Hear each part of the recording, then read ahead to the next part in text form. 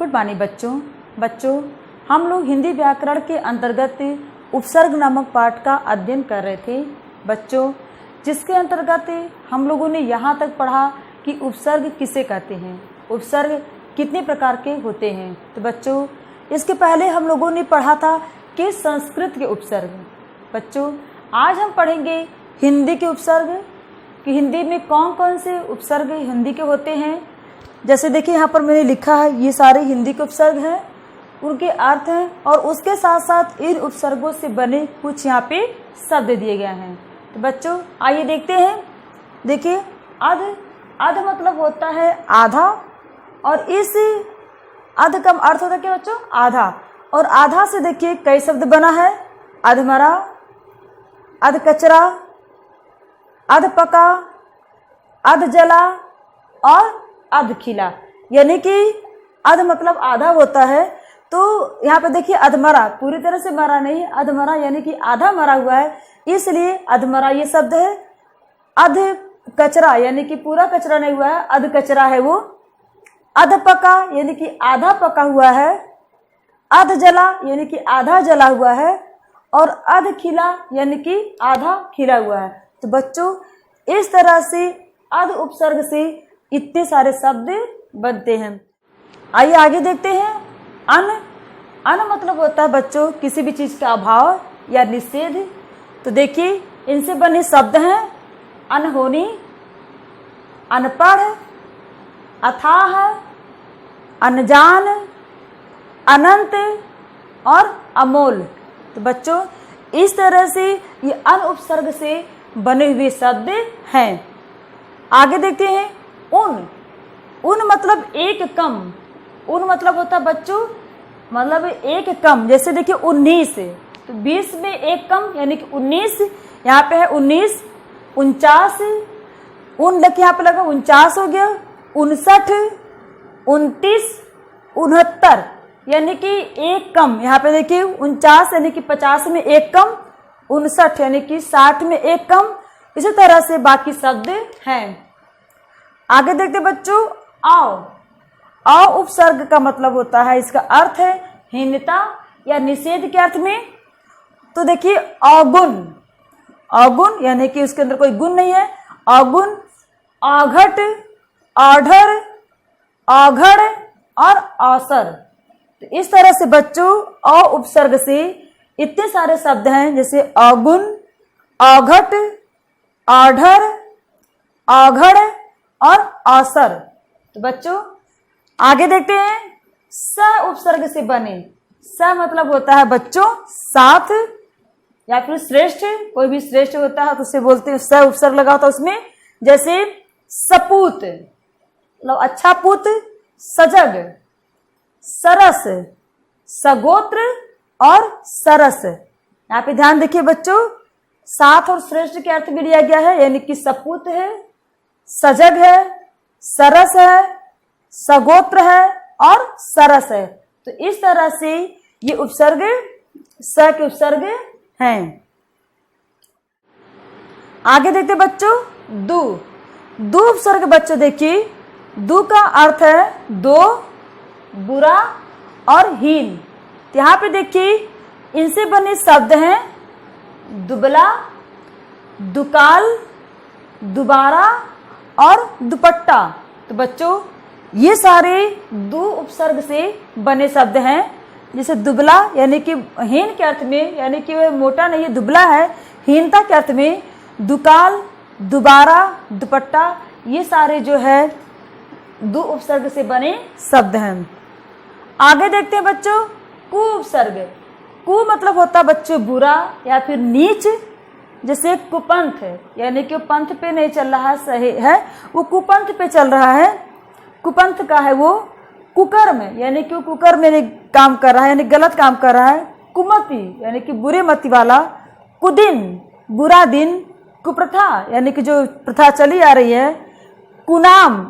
तो इस तरह से बच्चों ये कु उपसर्ग से बने शब्द हैं। यहाँ पे देखिए कुपंथ, कुकर्म, कुमति, कुदिन, कुप्रथा और कुनाम। आगे देखते बच्चों। सु उपसर्ग से बने शब्द। सु मतलब होता है बच्चों सुंदर, और श्रेष्ठ यानी कि सु उपसर्ग के अर्थ हैं सुंदर और श्रेष्ठ। इससे बने शब्द है बच्चों सुडौल, सुजान, सुपात्र और सुघड़। तो बच्चों एक बार फिर देख लेते हैं। सु उपसर्ग से बने शब्द सुडौल, सुजान, सुपात्र और सुघड़। आगे देखते हैं बच्चों बिन उपसर्ग। बिन मतलब होता है बच्चों निषेध यानी कि नहीं। इससे बने शब्द देखिए बिन जाना, बिन देखा, बिन काम, बिन खाया, बिन ब्याहा, बिन चखा, बिन बोया यानी कि बिन जाना यानी कि बिना जाने, बिन देखा यानी कि बिना देखे, बिन काम यानी कि बिना काम का, यानी कि इसमें जो है नहीं का भाव रहता है। दूसरा देखते हैं भर उपसर्ग।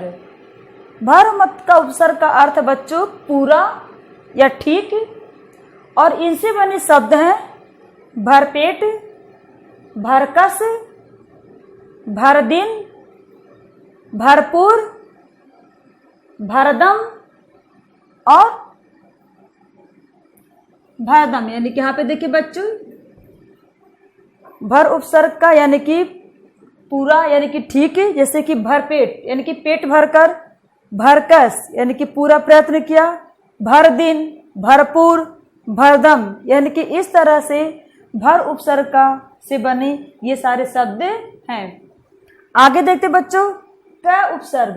तो क मतलब होता है बच्चों बुरा, तो इनसे बने उपसर्ग, इस क उपसर्ग से बने शब्द हैं कपूत। आगे देखते बच्चों ऊ उपसर्ग। ऊ उपसर्ग का मतलब होता है बच्चों ऊपर या फिर ऊंचा। तो यहाँ पे देखिए उभार, उथला। क्या है बच्चों उभार और उथला। आगे देखते बच्चों उर्दू के उपसर्ग।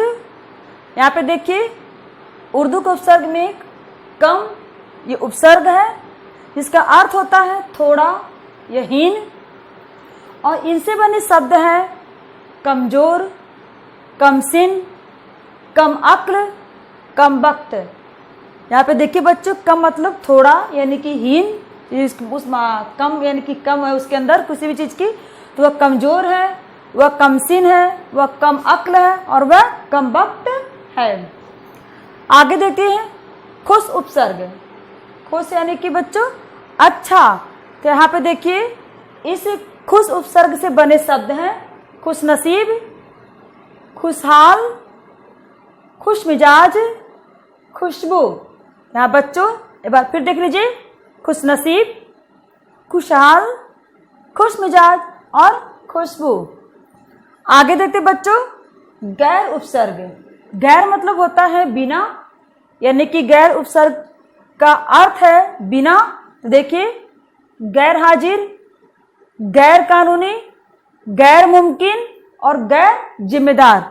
यानी कि गैर हाजिर यानी कि वह हाजिर नहीं है, गैर हाजिर है, बिना हाजिर का वो, तो इसलिए गैर हाजिर, गैर कानूनी है, गैर मुमकिन है और वह गैर जिम्मेदार यानी कोई जिम्मेदार नहीं है, बिना जिम्मेदार वाला व्यक्ति या लोग हैं। इस तरह से ये गैर शब्द से बने, गैर उपसर्ग से बने शब्द हैं। आगे देखते हैं ना उपसर्ग। तो ना उपसर्ग से बने शब्द बच्चों ना मतलब होता है निषेध, ना चीज हुआ इसका शब्द, ना पसंद, नाकाम, नामुमकिन। ये बच्चों ना उपसर्ग से बने शब्द हैं ना चीज, ना पसंद, ना काम, ना मुमकिन। आगे देखते हैं बद उपसर्ग से बने शब्द। बद मतलब होता है बच्चों बुरा। बद मतलब क्या होता है बुरा। तो इसका अर्थ इससे बने मतलब इस उपसर्ग से बने शब्द हैं बदबू, बदनाम, बदकिस्मत और बदतमीज। यहाँ पे देख लीजिए बद मतलब होता है बुरा और इस बुरा उपसर्ग से बने शब्द हैं बदबू, बदनाम, बदकिस्मत और बदतमीज। इस तरह से बच्चों ये बद उपसर्ग का हुआ। आगे देखते हैं दर उपसर्ग। दर मतलब होता है बच्चों में। तो देखिए दरमियान, दरकिनार, दरअसल। यहाँ पे देख लीजिए दरमियान, दरकिनार और दर असल। आगे देखते हैं ब उपसर्ग। तो ब उपसर्ग का अर्थ होता है बच्चों अनुसार या साथ, जैसे बनाम, बदौलत, बदस्तूर, यानी कि ये ब उपसर्ग से बने शब्द हैं बनाम, बदौलत, बदस्तूर। आइए आगे देखते बच्चों बा उपसर्ग। बा उपसर्ग का अर्थ होता है बच्चों अनुसार या फिर साथ, और इनसे बने शब्द हैं बाकायदा, बाखबर, बाकलम, बाइज्जत। एक बार फिर देख लेते बच्चों बा उपसर्ग से बने शब्द हैं बाकायदा, बाखबर, बाकलम, बाइज्जत। आगे देखते बच्चों बिला उपसर्ग। बिला उपसर्ग बच्चों, बिला मतलब होता है बिना या अभाव, किसी चीज का अभाव होता है उसके मतलब बोलते हैं। जैसे बिला वजह यानी कि बिना वजह, बिला शक, बिना शक, बिला शर्त यानी कि बिना शर्त के। तो इस तरह से ये बिला उपसर्ग से बने शब्द हैं। आगे देखते हैं बे उपसर्ग। बे मतलब भी होता है बच्चों बिना। बे मतलब भी होता है बिना, जैसे कि बेवजह, बिना वजह का, बेवफा, बिना वफा का, बेदर्द, बिना दर्द का, बेइज्जत यानी कि बिना इज्जत का। तो इस तरह से बे उपसर्ग से बने शब्द हैं बच्चों। देख लीजिए यहाँ पे बे मतलब होता है बिना, बेवजह, बेवफा, बेदर्द और बेइज्जत। आगे देखते बच्चों ला उपसर्ग। ला उपसर्ग मतलब भी होता है बच्चों बिना। यहाँ पे ध्यान दीजिएगा, यहाँ पे कई बार बिना आया है। बिला मतलब भी बिना, बे मतलब भी बिना और ला मतलब भी बिना होता है, यानी इसका अर्थ है बिना। अब देखिए ला इलाज यानी कि बिना इलाज का, यानी कि इसका कोई इलाज ही नहीं हो सकता, ला इलाज है ये। लाजवाब, इसका कोई जवाब ही नहीं। लावारिस, बिना वारिस का। और लापता यानी कि गायब। तो बच्चों जिसका कोई पता नहीं उसको बोलते लापता।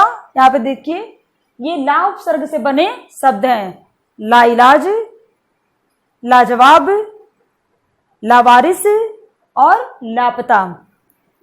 आगे देखते हैं सर उपसर्ग। सर उपसर्ग मतलब बच्चों होता है प्रधान, यानी कि सर जो कि एक उर्दू उपसर्ग है, इसका मतलब होता है प्रधान। यहाँ पे देखिए सरपंच, सरदार, सरहद, सरताज। यहाँ पे सर मतलब होता है बच्चों प्रधान। तो इनसे बने शब्द है सरपंच, सरदार, सरहद और सरताज। आगे देखते बच्चों हम उपसर्ग से बने शब्द।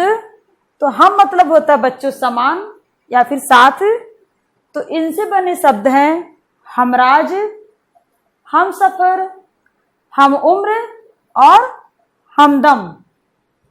एक बार फिर देख लेते बच्चों हम उपसर्ग जो कि एक उर्दू उपसर्ग है, इसका मतलब होता है समान या फिर साथ।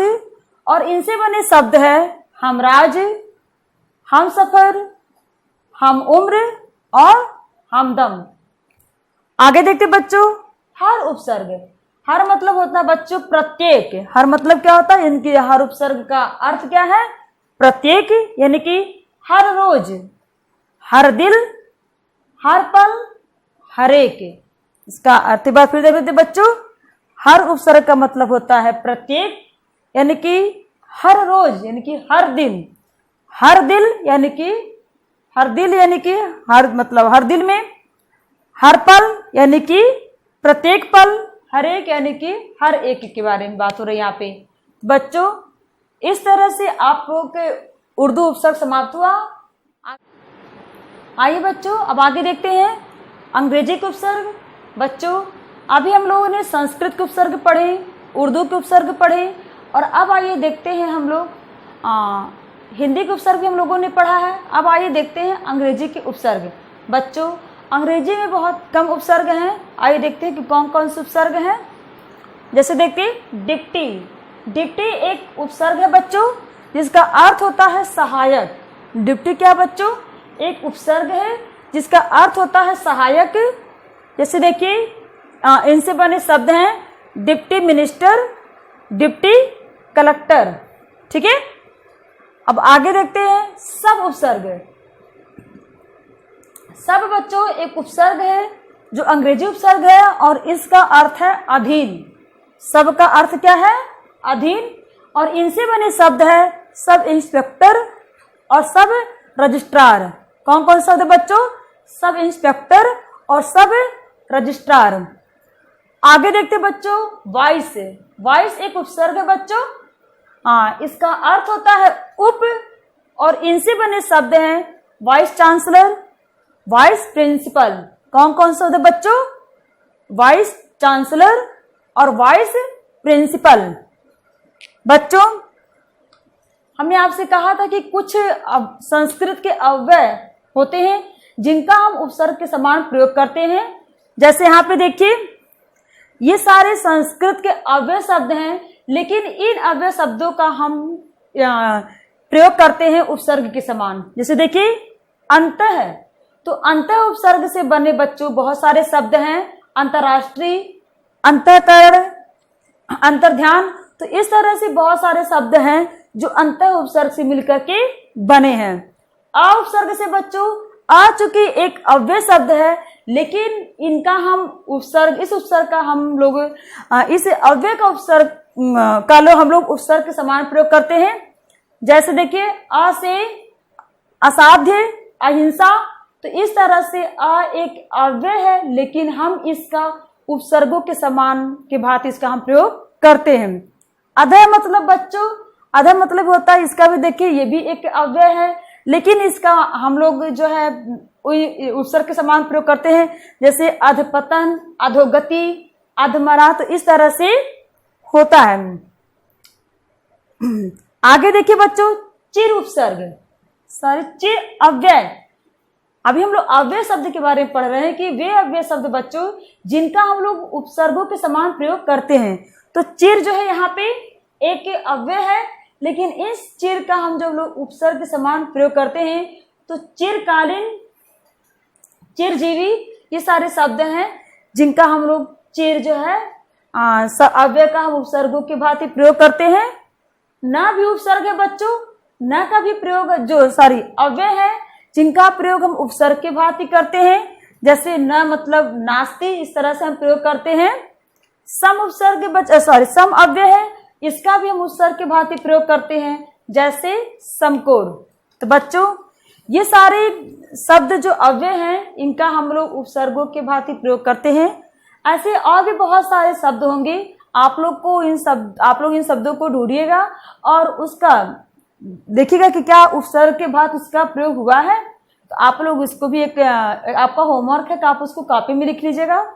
और इसके पहले बच्चों मैंने जो बताया है उपसर्ग से संबंधित कि उपसर्ग किसे कहते हैं, पहले आप लोग प्रश्न लिखिएगा कि उपसर्ग किसे कहते हैं। उसके बाद उपसर्ग के कौन कौन से प्रकार होते हैं, उन सारे प्रकारों के नाम लिखिएगा। उसके बाद हर उपसर्ग, जैसे संस्कृत के उपसर्ग के जितने भी शब्द मैंने बताए हैं वे आप कॉपी में लिखेंगे। हिंदी के जितने भी उपसर्ग हमने बताए हैं वे आप कॉपी में लिखेंगे। उर्दू के कौन कौन से उपसर्ग हमने बताया है वे अपनी कॉपी में लिखेंगे। और उसके बाद अंग्रेजी के कौन कौन से उपसर्ग हैं वो भी आप कॉपी में लिखेंगे। और साथ साथ संस्कृत के अव्यय शब्द जो उपसर्गों के भांति प्रयोग होते हैं उन्हें भी आप लोग कॉपी में लिखेंगे। बच्चों ये पूरा आप अपने कॉपी में लिख लीजिएगा। आप लोग का ये उपसर्ग, ये लेसन समाप्त हुआ। कल हम लोग प्रत्यय के बारे में बात करेंगे। आज के लिए बच्चों इतना ही। धन्यवाद।